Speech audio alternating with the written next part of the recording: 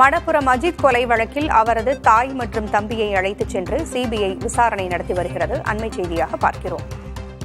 மடப்புரத்தில் அஜித் கொலை செய்த வழக்கு சிபிஐயிடம் மாற்றப்பட்டு விசாரணை தீவிரமடைந்து வருகிறது. இந்நிலையில் பல்வேறு தரப்பினரும் விசாரிக்கப்பட்டு வருகிறார்கள். 15வது நாளாக விசாரணை நடைபெற்று வருகிறது.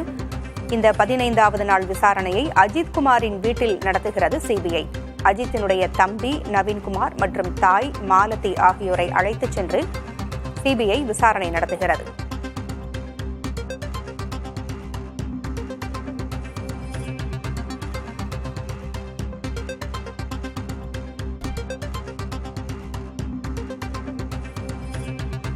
விவரங்களை வழங்க செய்தியாளர் இளையராஜா இணைந்திருக்கிறார்.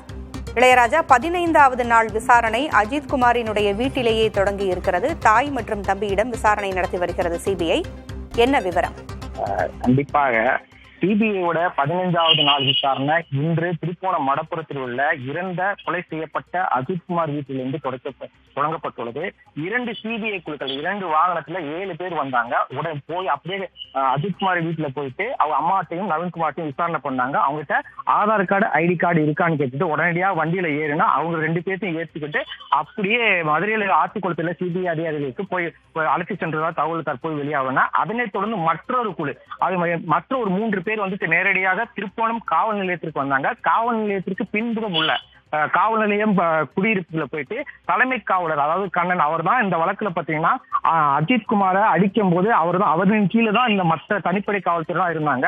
அவர் தான் அந்த ரமேஷ்குமார் என்ற காவல் ஆய்வாளர்கிட்ட நாங்க விசாரிக்கும் போது வலுப்பு வந்து அஜித்குமார் இறந்ததாக அந்த ஒரு ரிப்போர்ட்டை கொடுத்தாங்க. அதன்படிதான் எஃப்ஐஆர் போடப்பட்டது. அவங்க வீட்டுக்கு போய் சிபிஐ அதிகாரிகள் விசாரணை பார்த்தாங்க.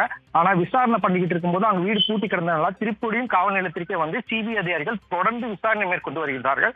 இந்த விசாரணை இன்று முழுவதும் தொடர்கிறது. தொடர்ந்து சிபிஐ அதிகாரிகள் விசாரணை மேற்கொண்டு வருகின்றனர். விசாரணை வளையத்தில் அடுத்து வேறு யாரெல்லாம் வர வாய்ப்பு இருக்கிறது? கண்டிப்பாக விசாரணை வளையத்தை பாத்தீங்கன்னா இதுக்கு முன்னாடி பாத்தீங்கன்னா அஜித்குமார் கொலை வழக்குல சம்பந்தப்பட்டவங்க விக்டிம்ஸ், அதாவது அவங்களோட உறவினர்கள், அம்மா, தம்பி நவீன்குமார், ஆட்டோ ஓட்டுநர் அருண்குமார், பிரவீன்குமார், இவங்களை தான் விசாரணை பண்ணியிருக்காங்க. இனிமேதான் விசாரணை சூடு பிடிக்கப்படுது. இந்த விசாரணை முதல் கட்டமாக நிக்கிதாட்ட கடந்த 2 நாட்களுக்கு முன்னாடி 3 மணி நேரம் விசாரணை மேற்கொண்டாங்க. அதனைத் தொடர்ந்து இன்றுமே விசாரணை 6 விசாரணை வளையத்துக்கு 6 வரப்போறாங்கன்னா டிஎஸ்பி சண்முக சுந்தரம், அது மட்டும் இல்லாம எஸ்பி, அதாவது காத்திருப்பு பெட்டியில வச்சிருக்கப்பட்டிருக்க ஆசிஷ் ராவத், அவரு விசாரணைக்குள்ள வரலாம்னு தெரிய வருகிறது. இதனைத் தொடர்ந்து பல்வேறு தரப்பட்ட உயர் அதிகாரிகளும் பலரும் இந்த விசாரணைக்குள்ள வர இருப்பதாக தகவல்கள் வெளியாகி வருகின்றன. தகவல்களை வழங்கியமைக்கு நன்றி இளையராஜா.